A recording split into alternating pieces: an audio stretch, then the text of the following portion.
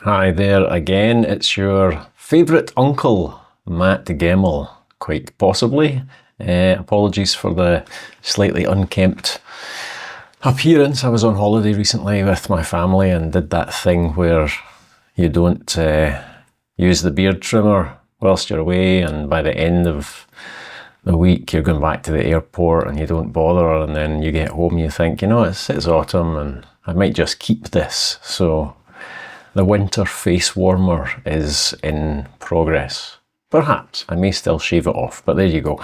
I bring you spooky greetings of the season since Halloween has just passed. I didn't dress up as anything, but my 5-year-old son was a ghost, quite the most beautiful wee ghost you've ever seen, and we went out and did what you probably call trick-or-treating. We usually call it guising here in Scotland. That's nothing to do with Guy Fawkes Night or Bonfire Night, which is coming up tomorrow as I record this. It's just guising in the sense of being in the guise of something else or being in disguise. That's the etymology. So Halloween and dark autumny winter nights related booky stuff. My horror novel, Middleshade Road, which you might have seen on the website. It is on sale at the moment for 99 or 0.99 of your currency units, be it euros, British pounds sterling, US dollars. It's in that price range. You can get it on Amazon or via my own site, jumping off from there if you just want a EPUB file for your reading device, DRM free of course. Let me see the cover, you can get all the info on the site, but let me read you the blurb super quickly in case I can tempt you. When Dare Lewis receives a call telling him of his estranged mother's death, he must travel back to his childhood home in the far north of Scotland, the sprawling and shadowy Pale House. Drawn into a mystery regarding the circumstances of her passing, Lewis begins to suspect that something is terribly wrong with the house. A secret from the years after he left, and repressed traumatic experiences from earlier in his life, made his former home a place of dread, and now the past has come alive within its walls. As Lewis digs deeper, the house calls out to a damaged and twisted figure bent on murder, drawing a monster into its shifting, labyrinthine expanse. Trapped in a dark and living museum of his own worst memories, Lewis must fight to stay alive long enough to discover the truth about the house at the end of Middleshade Road. There you go. Wee bit of trivia. Middleshade Road is a real road, I suppose, street. It's in the town of St Andrews in Scotland. That is not where the book is set. My Middleshade Road is a fictional one, but I was in St Andrews with my wife a number of years ago for an anniversary, a wedding anniversary, where we stay in a nice hotel there quite regularly, and I was driving back from the sort of centre of the town and happened to see that street sign. And I thought, God, that's evocative, I'll need to use it for something. Years later, when I was writing this book, which was separately planned, it just struck me as a very sort of a lovely booky title to use. So if you'd like a sort of Halloween and autumn and winter season spooky type read, or indeed any other time of the year, give it a go.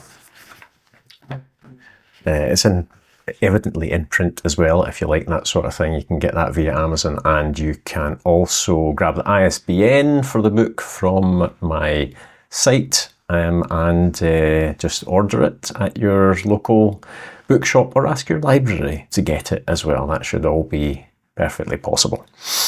I wrote Middleshade Road for a number of reasons, and there's a video on this YouTube channel and linked from Middleshade Road's page on my own site, where I talk about the background of the book, not just the writing process, but the inspiration and my feelings about it. It's quite a personal book.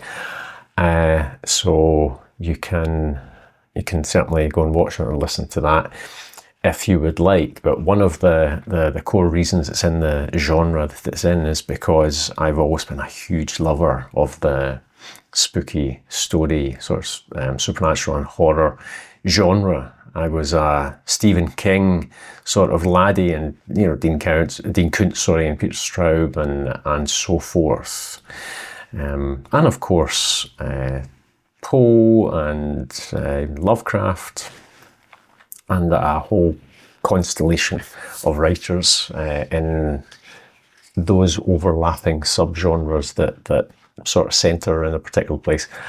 And I would sit in the train for half an hour or so, going in and out to the other side of the city to high school, and of course sit for many hours at home reading those stories, and it always felt like my home genre, which is interesting because my other books, the Kestrel series, of course, are not at all in that genre. There are strange goings on, but they're very much more in the sort of thriller, techno-thriller, or action-y side. But if you look at the sort of most consistent background of my output over the years, which is the weekly stories, once upon a time in recent times, and stories being sent out in my newsletter in the years prior to that, horror and sort of supernatural literature in general is very much what I keep coming back to. And you will certainly have noticed that if you subscribe to those free, by the way, weekly stories via email. You can also read them on my site if you don't want to subscribe for whatever reason. So it's a comfortable place for me. And for that reason, amongst others, I am embarking on something new.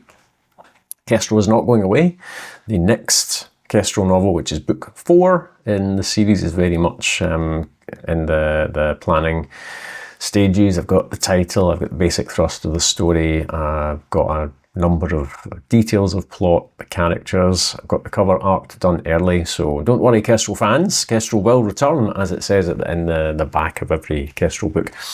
But I'm embarking on a new series in parallel, which is very much in that sort of spooky stories, sort of episodic installments, but with an overarching mythology, is centred here.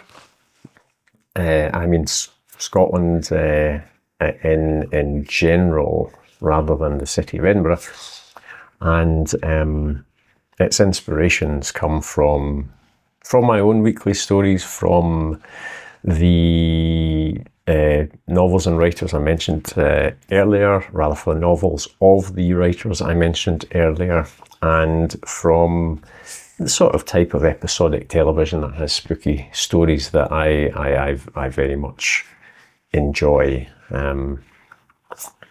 Everything from Twilight Zone through X-Files, all of that stuff. I love it very much.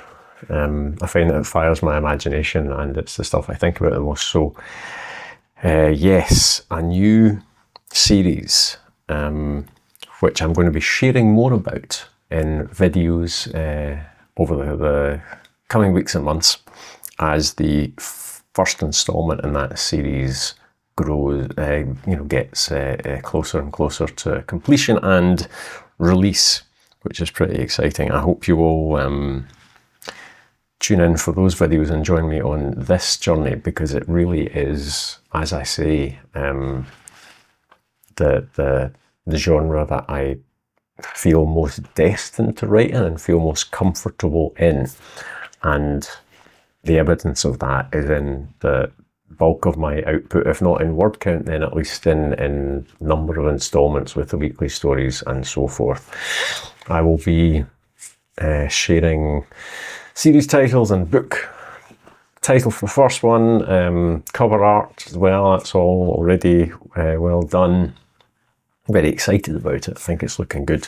So hopefully you will come on that journey with me. And until then, if you're looking for a spooky story from myself, there is of course Middleshade Road, and a great many entirely free weekly stories that you can find on my site as well. Please do check those out, and I shall speak to you again soon. Take care.